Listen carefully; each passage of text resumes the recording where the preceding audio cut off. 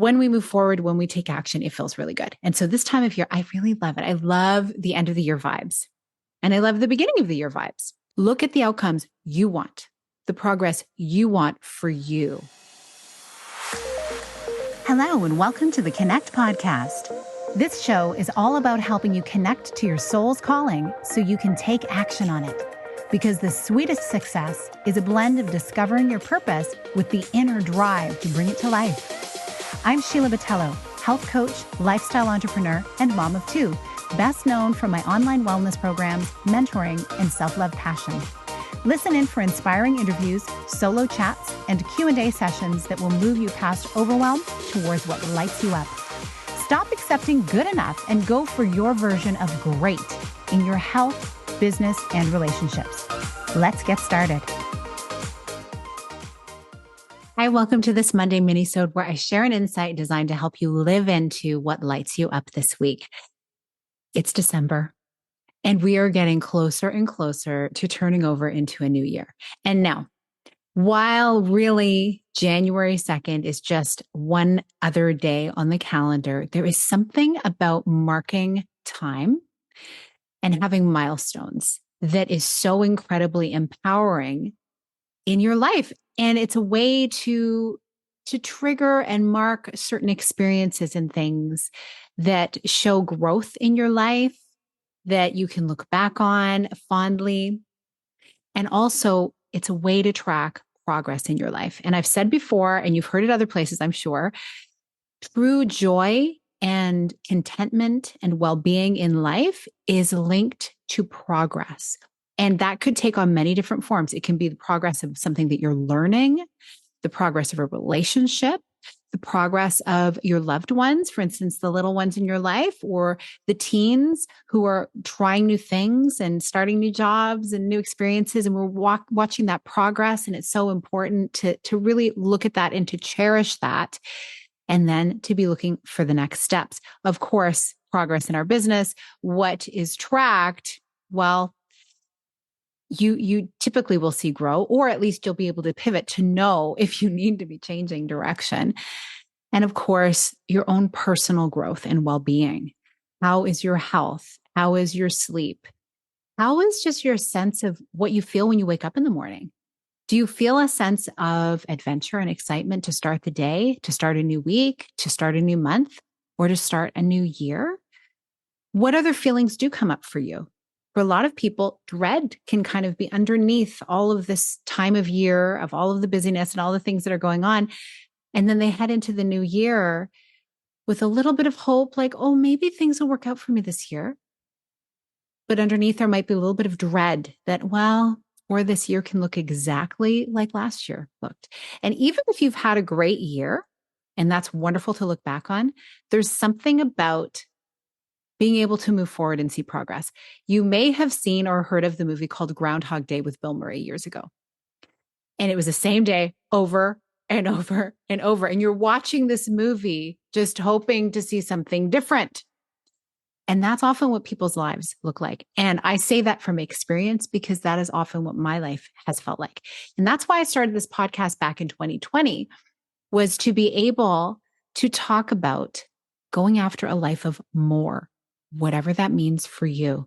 And so I've had guests on the show to share their dreams, that like twisting, winding road of going towards their goals, or maybe going for a goal and then realizing they're veered in a different direction and they find exactly the mate that they were looking for, the life they were looking for, the career, the purpose.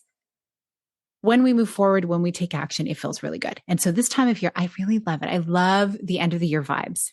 And I love the beginning of the year vibes.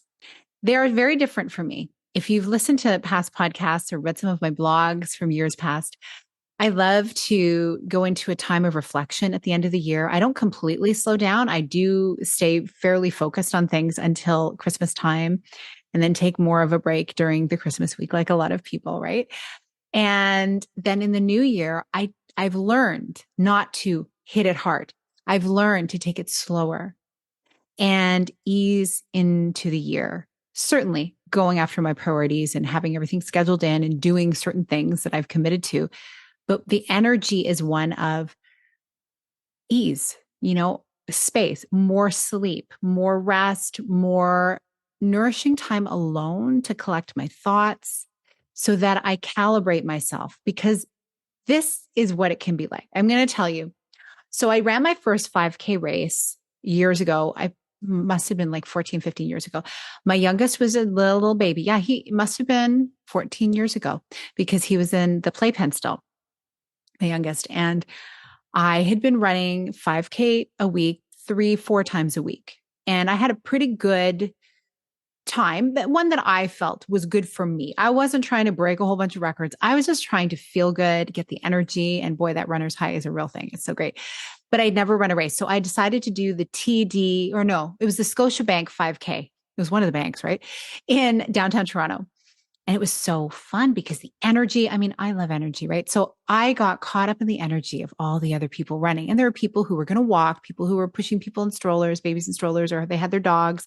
And then those were the serious ones who I'm looking at their body and their all the gear they had, the special watch, the headband, all the stuff.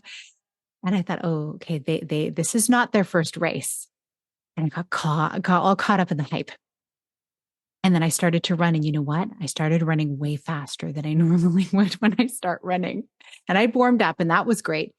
But by the time I was at the halfway mark and I was down by the water, I'm like, I don't know if I can finish. I couldn't catch my breath. But you know what? I didn't stop. What I did was I recalibrated and I slowed down.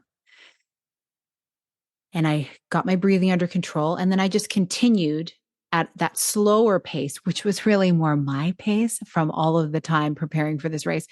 And then I got a second wind about 3/4 of the way through. And then I upped my pace a bit, like just marginally. And then I kept upping it and upping it. And by the time I was running across the finish line, I felt really good. And I knew I was going faster than I normally would run. Not as fast as I was at the beginning of the race, but still faster than my normal pace. And I don't even remember what the time was. I will look at what that was and I'll put it in the show notes when I come back. I'm sure I've got it in a journal somewhere, but I wasn't planning on talking about this race today. This just came to me now. I will let you know. And I felt amazing. And I got the footage of photos of me running across the finish line. And that's probably where the timing is. Anyway, so fabulous. I felt amazing, but I learned something so valuable. And that is, make sure that you are comparing yourself to your personal bests, not everybody else's. So as you're planning for the new year, take some space to look back and celebrate. And as you're looking forward into the new year, look at the outcomes you want, the progress you want for you, comparing it against your past experiences that you've celebrated, because it's going to be so much more rewarding to go after the goals in your life that are your goals, not somebody else's. And if you want to be doing this in a community, and if you want the support of being able to have a group of people holding you as you move into the new year to start in a confident, easeful state to then get your momentum going, but not running so fast out of the gate that you get burnt out, I have something really special for you. There's a link in the show notes for a community that I'm opening. I'm so excited about it, and I can't wait to tell you all that is inside. So have a great week. Plan your time to sit down and reflect and to project into the future. And I will see you on a Wednesday episode.